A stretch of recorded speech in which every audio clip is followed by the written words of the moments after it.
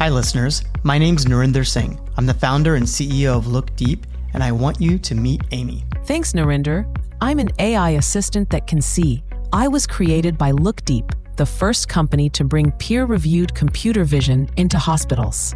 Amy watches for signs that a patient needs help, supports the care team, and makes sure no one ever feels alone in their care. I'm sure you have questions. I'd love to answer them. Come talk with me at lookdeep.ai/Amy.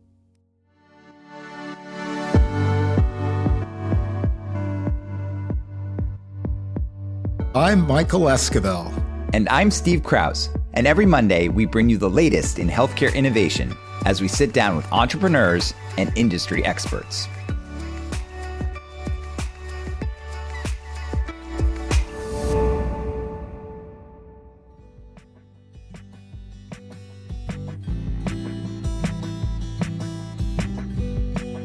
Hello, listeners, and welcome back to the show. Happy Q4, happy October. Steve, we have so much to cover today. Yeah, a lot to cover. Try to keep this show non-political, but there's a lot of political news this month, Hallie. So it's hard to avoid it. But let's start with some really exciting news. This is our 199th episode of the show. It's amazing. Amazing. Congrats to us. And I think the reason you and I both do this is because secretly we just get to talk to a lot of cool people, including 100%. Each other. But how awesome that we get to every week come here, talk to interesting people, and then share it with all of our digital health friends. It's a good gig.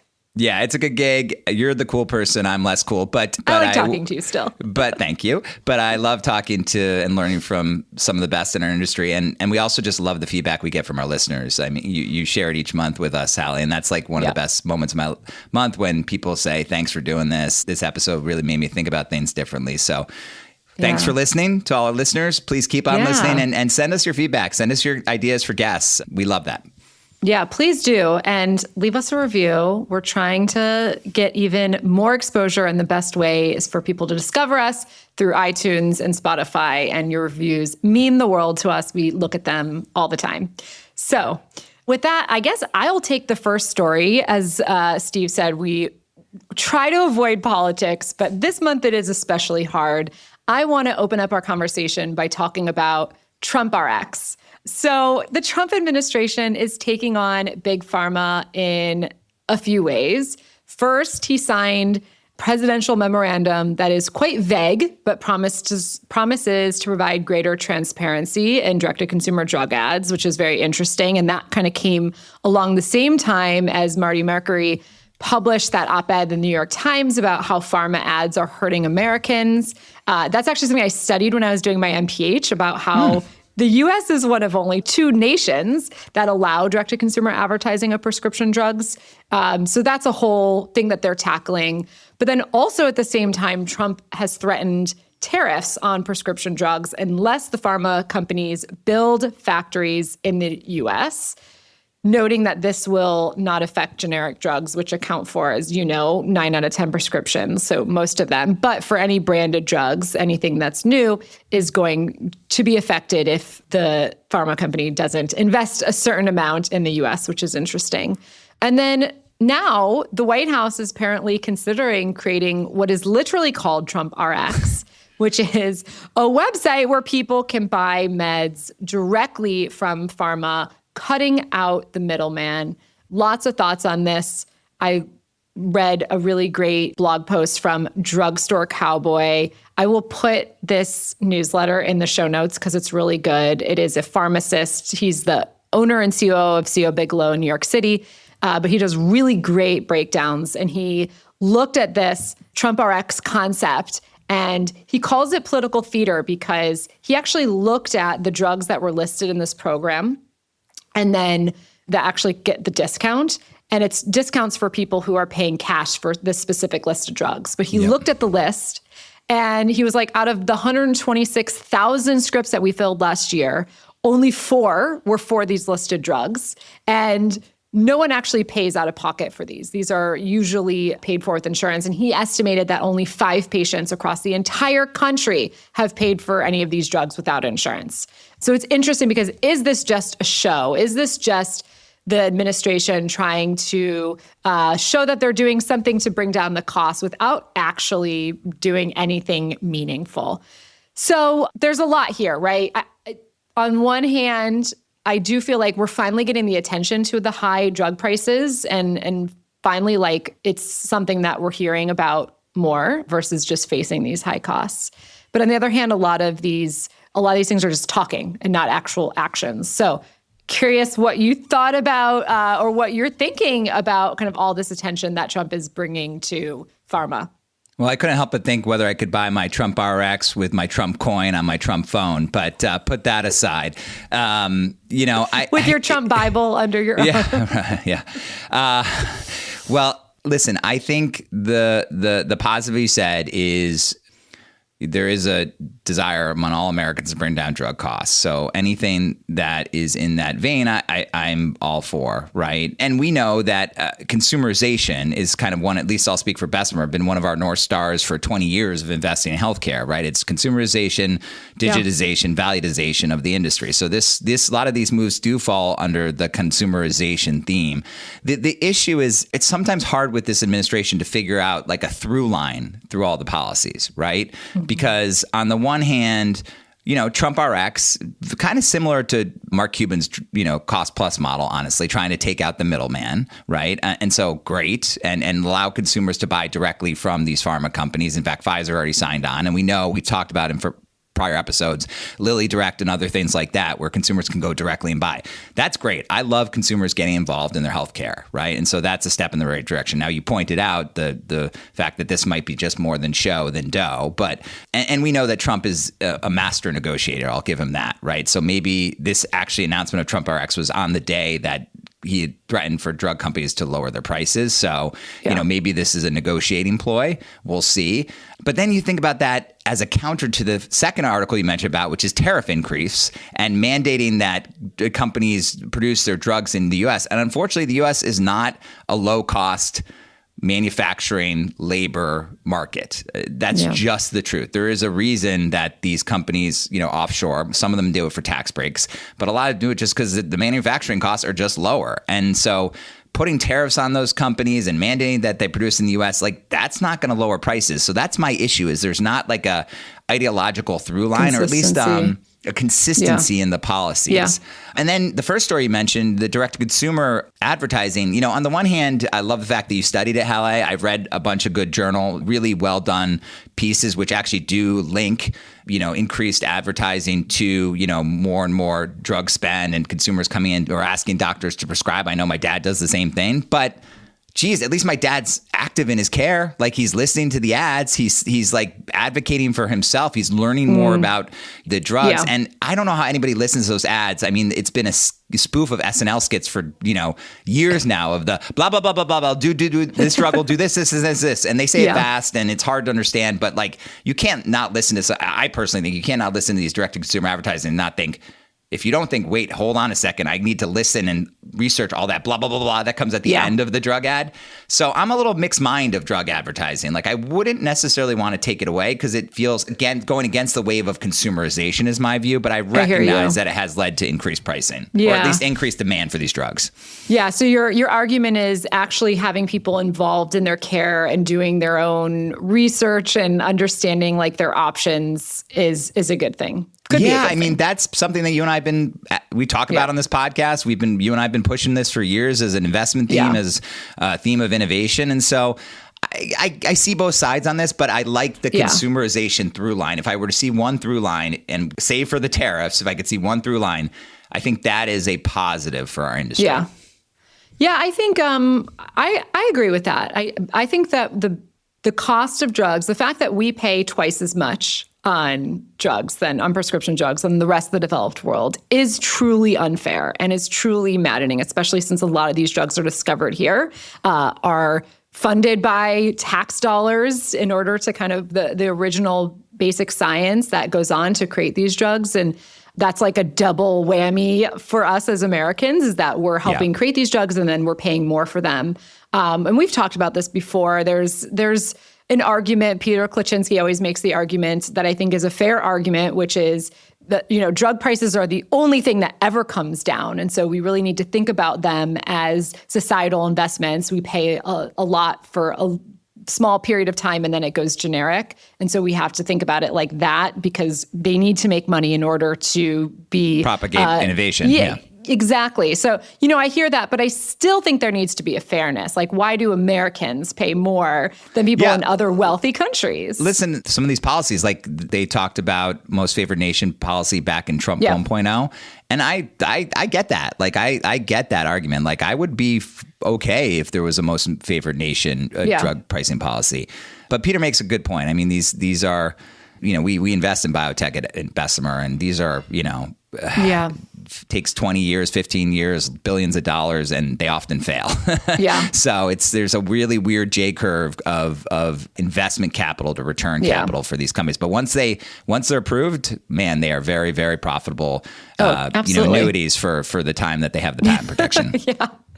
All right. Second story, also politics. We talked about this on the last Digital Health Download. Well, the big, beautiful bill, as Joe Mercer said, was not a healthcare bill. I think, and he was on our podcast a month or so ago, definitely a must listen. I would prognosticate that 2026 is going to be a healthcare election.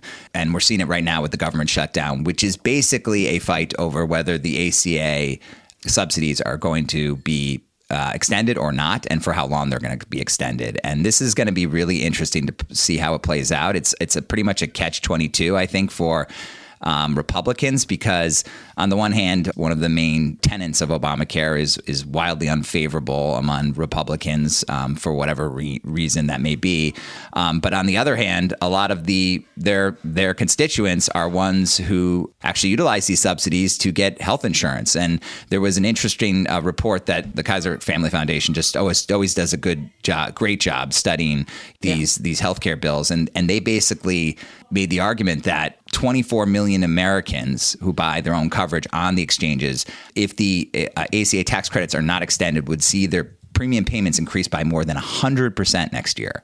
So, they gave an example of a farmer who makes $23,000 and today pays $0 in terms of annual premiums. Their premium would go up to close to $1,000, which is a real hit. And, we know elections are mostly all about the economy. And the author of this KFF report makes the argument that healthcare is an economic issue, right? Absolutely. And so it's going to be really interesting to see over the next days. Honestly, we're now day 3 in the lockdown. Over the next days, weeks, however long it takes, are the Republicans going to stay hard and fast on this ideological view of anti-Obamacare, and this is one way to eat away at it? Or are they going to sort of cede to, their constituent pressure, which I'm sure they will get, or the fear of it, if premiums go up 100% and they're facing a midterm reelection, right? And Trump is in a different place because he's not facing a reelection. So it's going to be fascinating to see how the politics of healthcare play out over the next couple weeks, months, and maybe even next year into the election. Yeah. Well, and correct me if I'm wrong, but the tax credits are for people that are buying on their state marketplace, and or the federal if their exchange, premiums, or the federal exchange, where their premiums are more than, I think it's like 8% of their income. So it's like basically they cap based on it's based on your income level, right? They're not arguing over folks who are below that level. And so that's the debate of whether those tax credits should be extended. But honestly, your healthcare bill is a big bill. It's like a rent payment or a mortgage payment. So this is going to be felt all throughout America, red, blue, East Coast, exactly. West Coast, it's affecting both sides center of the part aisle. of the country. It's going to be fascinating to see how this plays out and whether the Republicans ultimately bend or not. Well, we need to stop calling it Obamacare, because that's what I think spooks people on the right. The Affordable Care Act, which is actually Affordable Care Act, what we're just talking about, right? So good push there, Allie. All right. Well, switching gears, I think we've put aside our political stories now. We can move into the private markets. For a bit. My first private market story is our favorite health insurer, UnitedHealthcare. They launched a really interesting direct-to-consumer marketplace, which is a place for existing members to buy like additional benefits that are probably not covered by their employer. They're calling it UHC Store, and there are about 6 million people that can access it today, and they want to expand it to 18 million members this year.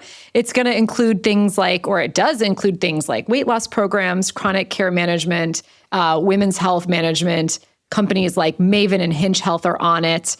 And I like it because I think that like one of the best things that health plans do is bring down the costs through negotiating leverage, right? They have big populations that they serve, so they're able to use that to bring down prices. So I think this makes a lot of sense. And we know that health plans are not favored. They have a low reputation right now. And so anything that they can do to add additional value and build more brand affinity with their members, I think is a good thing. I think this seems like a smart move. Yeah, well, you got to leave it to health insurers to brand the UHC Store, but we can talk about the branding. But I agree. And by the way, we're going to have Dan Perez, the founder and CEO of Hinge Health, on the pod in end of the year, which is great. I'm glad he's coming on post the IPO, and we can ask him how he's thinking this might affect his business. But I thought this was really interesting. 2 points I'd make is, listen, having invested in virtual care, as I know you have, there was a height of that market in the pandemic era. And then, frankly, I think the employer benefit managers and decision makers just got overwhelmed with vendor fatigue. We heard this term in our industry for a long time. And I get it. It's real. I mean, think about how many mental health different options there are. Women's health now, musculoskeletal, you name the condition. There could be 3, 4, 5, there could be 20 different vendors. And you can only do so much, right? And so what I thought was really interesting about this, speaking of consumerization, is like United kind of recognized that, there was vendor fatigue, but there are some other good apps. And so you can still have your employer coverage. This is actually what this is meant for. You have your employer coverage. Bessemer will cover my health insurance, right? And Bessemer will provide some benefits of choice. But it's hard as a benefit manager to, you might have hundreds, thousands, tens of thousands of employees. You can't be everything, all things to all people, right? So you're going to choose a few areas to focus on. But what the UHC Store seems like it's offering is, okay, if your employer doesn't cover this benefit, right, as a self-insured entity, you can then go to the UHC Store and choose to say, hey, I'd like to get XYZ virtual care solution or what have you, and you'll pay for it out of your pocket. So so that's one point. I thought that was a really good insight by by UHC. And then the second thing is, because, as you said, they have leverage, it looks like they're going to be able to negotiate for discounts on these apps. So in the release, it said up to 15%. And people are going to be paying out of the pocket, right, for this. That's clear. It says on their announcement. Or maybe their employer might give them some sort of maybe you could budget. use your HSA or whatever. But there isn't an ability for you to pay with your own credit card, it said on the website. But to be able to use their heft, which they have and they've earned over time in our marketplace to benefit the consumer, I thought was really interesting. I'm curious to see what the uptake is, because frankly, I'm sure these health insurance websites are not great and often not visited. So that'll be the question to me is will there be actually uptake? But I applaud them for trying to solve two problems, actually. Totally. I mean, I get postcards from my health plan from all the various, I got a Virta Health one. I've got like all like every point solution that they have to offer. I get like a separate mailer from it. And because I work in the space, like I'm always interested in like, I can get this for free. You're like you're a great target. But if you just were like, here's the one website and you can kind of search for what you need, it seems like actually a better way to offer those up. And it actually reminds me of a startup called GymPass that's now called WellHub. Which is for things that are not necessarily, they're like more fitness benefits and wellness benefits. But what I like about WellHub is that it's an easy way for employers, especially small employers. Like Bessemer is a great example. Like you guys don't have enough people that taking on a diabetes solution for everyone would make sense. Because maybe there's like 1 or 2 people, but kind of aggregated across all small businesses, it makes a lot of sense. I'll be curious too if they decide to extend it beyond their enormous member base, because there could be an argument to be made that would be a good way for them to grow as well. Yeah, well, United's been the one health insurer through Optum that's been able to honestly be Switzerland, right? And which is always amazed me about that business. Like they serve other payers. That's actually a pretty big piece of their business. Wild. They serve a lot of providers. I mean, somehow they've been able to navigate that. So to your point, let's see if they can do this here. All right, Hallie. So What month are we not going to talk about GLP-1s in never. Do you think 2030? Never? 2030. Yeah. By the way, and for good reason. I have some interesting news this month, some thoughts here, but for good reason we talk about these things. There was a great study put out by Swiss Re, which by the way is a life insurer, not a health insurer, which is interesting, studying the mortality benefits of GLP-1 drugs. So you can see why a life insurer would be interested in this. Yeah. And they forecast that there's going to be between a 2 and 6% improvement in all cause 2045 in the US if these drugs are kind of used to their maximum. So as a life insurer, you can understand why they're interested in this, right? Yeah. Because they have the benefits beyond just health insurers. So there's a reason we're talking about them, which is that they're going to fundamentally change our world. But, this month again, I saw there was this company. Did you ever hear about them? This is crazy. This company, Remedy Meds. Had you ever heard about them? I posted about them when I saw the news you're about to share. I posted because their revenue, to hear that sort of revenue growth we're just in wild times. Yeah. This company started like 16 months ago or something like that. They're now north of $450 million in revenue with significant profitability, they said. And making acquisitions. They just acquired 30 Madison, which was a company that we all know in our space. That's crazy. Yeah. You and I know companies where the founders have been working for 10 years and are good companies, strong growth, and still nothing close to this. Right. Congrats to the 30 Madison team. And but for a company to be able to explode like that in the space. And then I saw that Virta Health, and we've had Sami on this podcast, and he's an exceptional entrepreneur, right? But Virta Health originally started out as like a keto diet company, right? Pretty hard and fast to that. Lots of questions of whether they'd be able to roll that sort of model out across America. And now they announced that they're at $160 million of revenue, growing exceptionally well in the last 12 months. Kudos to them. I don't know anything, but probably lining up, trying to follow Omada and Hinge to an IPO. And Sami's N of one founder and could probably make it happen. But it made me think how much of that revenue, because they are selling GLP-1s, how much of that revenue is GLP-1s? And Omada is selling GLP-1s, and Hims is selling GLP-1s, and Ro is selling GLP-1s. It's kind of crazy. It started making me think, like, how long is this going to last? Like, on the one hand, we have the Swiss Re study where, you see amazing health benefits, and so the more people that can get these, that's great for society. But like, how are you going to differentiate yourself as a company in this market when you have a new company that started 16 months ago that grew to almost $500 million in revenue? Like, how long is this going to persist? Yeah, at this point, it's in many ways, it's just like a growth marketing competition. Yeah. And then on top of that, as you point out to me, there was this FDA letter that was released this month to 100 companies, not just GLP-1 companies, but a bunch of them were compounding pharmacies, where it's saying, hey guys, you got to watch out, because one, you're kind of marketing these things like they're actually like Ozempic or Wegovy when they're not. Now the way that these companies are getting around the compounding issue, which we've talked about on many episodes, and the pushback from the branded drug makers, is they're doing personalized formulas. So they're adding to these vitamin B. Yeah, different vitamins. And I don't know, like, on the one hand, I really want people to be healthy, and not only the weight loss benefit, but just all the benefits we talked about from GLP-1s are great. On the other hand, is like this cute compounding end around going to last? It's like all goodness, but then it raises question of, are these just, I hate to use the word, but is it like, it's not as bad as the pill mills, but are these companies becoming generic, commoditized GLP-1 marketers, to your point? And I'm just fascinated to see how this all plays out.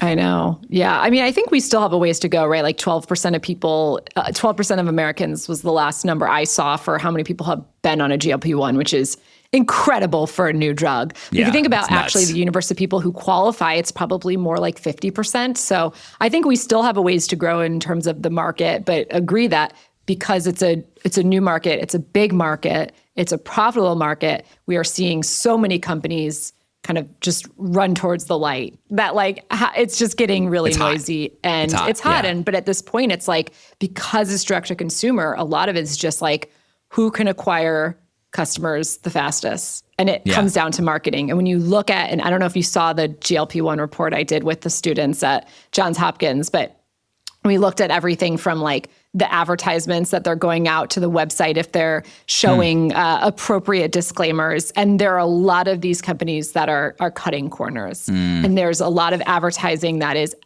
very much breaking the FTC guidelines around advertising in general, not even just in healthcare. But we have had all these cuts that it feels on the government side, it feels like no one's really like doing the work to pay attention. And so these advertisements are just like, going crazy. But when you technically are on these GLP-1s indefinitely, like there are off-ramping opportunities, but most people need to stay on them for a great annuity to the a long earlier time, point. which is, VCs, if you love nothing else, it's recurring revenue. And so I think there's just this like rush to capture these consumers and then hopefully to keep it. But here's my thoughts on like the pill mill. Is it a pill mill or not? I actually think of all the places where digital health can actually add value. This is a great example because GLP-1s, compared to what you can get through your clinician, your doctor's office does not have the resources to offer any of the wraparound services that make people more adherent, support them throughout their journey, et cetera. Anything from like nutrition counseling, muscle like exercises to ensure that you're building muscle, community, all that stuff. Like digital health is really good at that. And so that's a really good point. Yeah. The best in class companies in this space, I think, are better than getting these drugs through your primary care physician. No offense. I love primary care.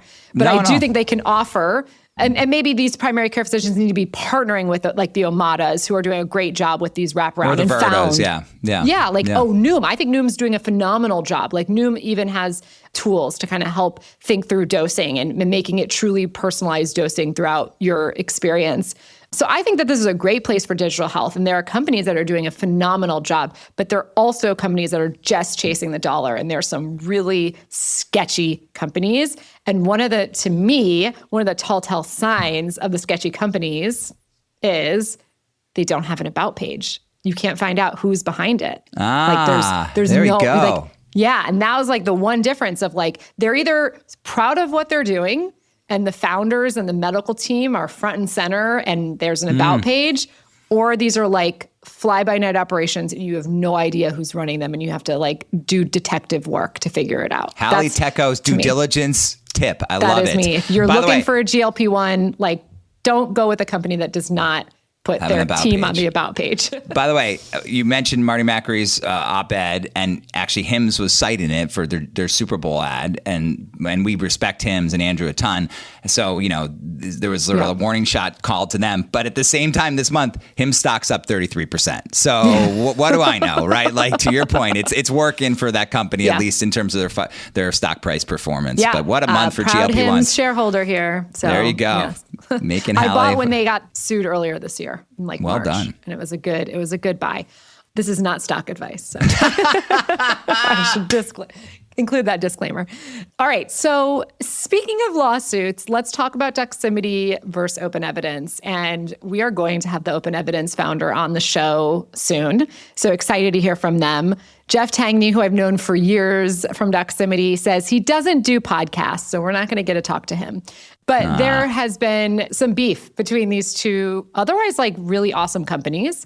So Open Evidence is claiming that Doximity impersonated doctors, used prompt injection hacks to get inside the Open Evidence system, scrape Open Evidence content, and then badmouth them to pharma execs they were selling to.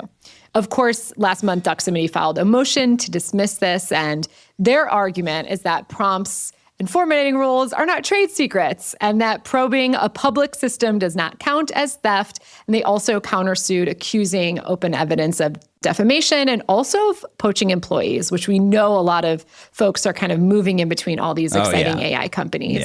So now really it's up to the courts to decide if prompts and guardrails are protectable intellectual property. Steve, I know you're not a lawyer. We don't have our favorite lawyer on the call where's this month. Michael? But do you think that prompts are defensible IP? Hallie, I have no idea. I thought about this when we shared the story, and I did some research, and it's funny that you can read about the suit and the countersuit. They're really good reads for our listeners if you have the time. And I walked away being like, I'm not sure who's right here. By the way, what I will say is this lawsuit, I think, is going to be a landmark case for the broader AI industry. Because, by the way, whatever Doximity did or Open Evidence is claiming, vice versa, this is happening. I am positive all throughout Silicon Valley, all throughout the innovation economy. And it's going to be a really interesting question and sort of an important precedent that'll be set is what they did violation of trade secrets and IP protection law, way beyond my training to really actually even form a view on that, honestly, because I could think you could argue both ways, just given the nature of these fundamental technologies, these LLMs. But the thing that it really made me think about is, and we have this argument all the time, I think in our industry is, does best product win or does best distribution win? It's always been distribution, right? Well, at least in healthcare, it's been distribution. Yeah. The classic Silicon Valley, and I hear this in our firm too, is like best product wins. I'm not so sure in this AI day. And if this case goes the way that if Doximity wins, then I think it makes the case that best product will not be the differentiator, because to your point, this will happen. It'll be free reign to go and inject yourself into understanding the underlying LLM and algorithms that your competitors have built, and then so it's all about distribution. So I think on that front, although OpenEvidence's claim is catching up very quickly, a really impressive, company, how it's grown. And I'm so curious to hear that interview with the founder there. But Doximity is one of the darlings of our industry in terms of success, right? I think it's a $14-15 billion market cap today. So they want to protect their domain, right? And add product. And they have the distribution, although OpenEvidence is catching up. So we'll see. If it goes one way, I think product wins. If it goes the other way, I think it's clear that only distribution will win. And we'll see how it plays out. What's your view? I mean, I know that Anthropic lost that suit against the artists and they had to pay them out, right? So we're starting to see some scaffolding built around non-copyright, but you don't have the right to take it for. But I don't know. I mean, all AI is like ingesting information that someone created somewhere. Yeah, public sources, and spitting private. It out again. Yeah. So right. It's like, how do you protect that when it comes to the data that they're using for these LLMs? I'm not sure. And I don't know the answer to this, but is medical knowledge a protected domain, or is it more a public good? I mean, I don't know if that'll come up in this case, but I could see an argument of so your point, most of the medical findings, most of the medical innovation, most of the medical research, most of the medical fact, if we'll call it that, although there is some art to medicine, obviously, is been funded through federal dollars. So is it a private domain or is it a public domain? I'll be curious to see if that question is raised in this case. Well, and going back to your question, on the rush to build all these GLP-1 virtual providers, I think we're seeing the same thing in these clinician AI tools. Everybody is trying to get in now. There are a lot of options. And so in some way you could say that's a good thing. Competition's a good thing because they'll start competing on price and having a better product. And so hopefully that level of competition will be a good thing for the consumers and for the users of these tools. So you kind of see a parallel between this and the GLP-1 startup in terms of an industry being hot and innovation running towards it. Interesting. I didn't see that connection coming, but I like it. Anyways, all right, our final story. We started with politics. I guess we're going to end with politics and public policy. You forgot about this one, Hallie. How could it be this month and we not talk about the Tylenol and the autism recommendations from our government? Everyone, I'm sure, is aware of this, that Trump and RFK Jr. in particular has had a public, very public, very widely covered press conference and sort of declaration that women in pregnancy should be very wary of using acetaminophen to treat fevers. You pronounced that so well, Steve. Thank you. It is. I think that is a prerequisite, or you'd hope. But they said that it could correlate with increased risk in terms of autism and ADHD. They based this on several smaller observational studies. One was that found sort of some correlation between women in pregnancy taking acetaminophen and an increase in autism. Although I would note correlation does not mean equal causation. There was a great, I encourage listeners to read an article we'll post in the show notes that was in Vogue.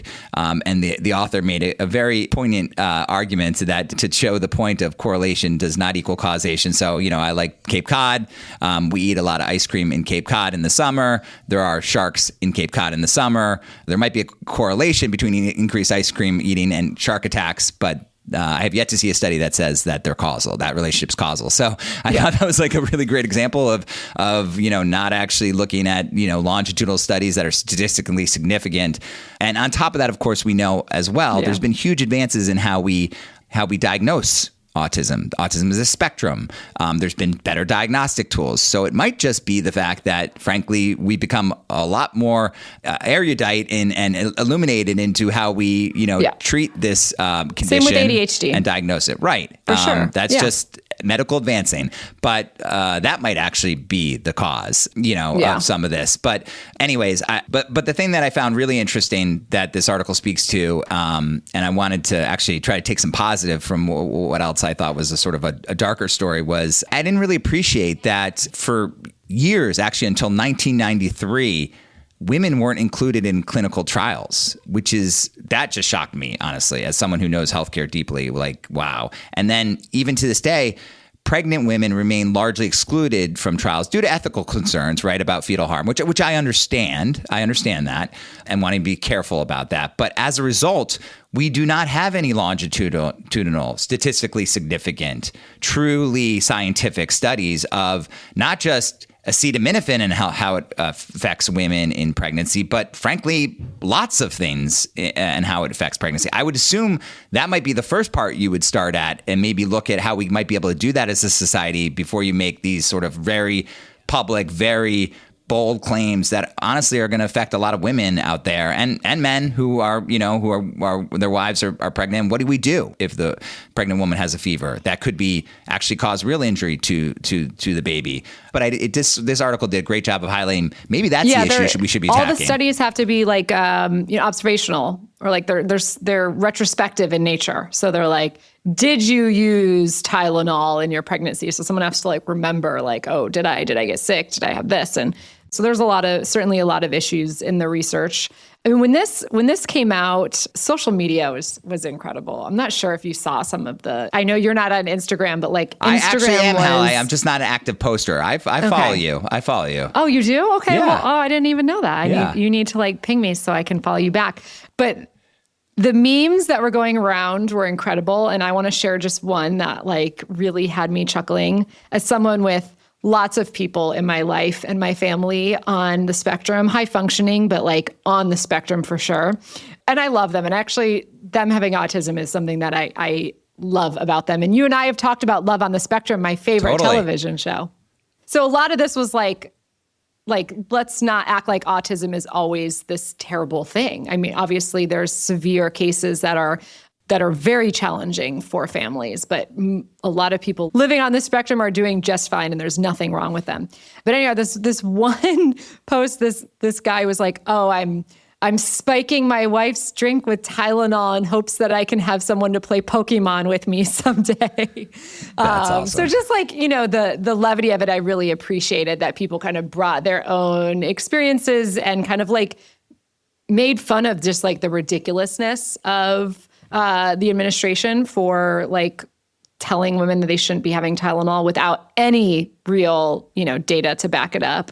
And also just showing their love and appreciation for the autism community. 100%. Yeah, I mean, I love the levity. I'm very concerned about how our healthcare is being sort of divided on red and blue lines. Or that's a fear. I'm not sure that's necessarily true. We'll see how it plays out. But the fear is that this goes the route of the way vaccines have. Like we saw this month, the Florida Surgeon General and the governors basically saying they're getting rid of all vaccine mandates. Not just COVID, by the way. Now we're talking about MMR and things where these have been established as effective, safe for decades. And now just because of political wins, we're just getting rid of it. So it's your choice.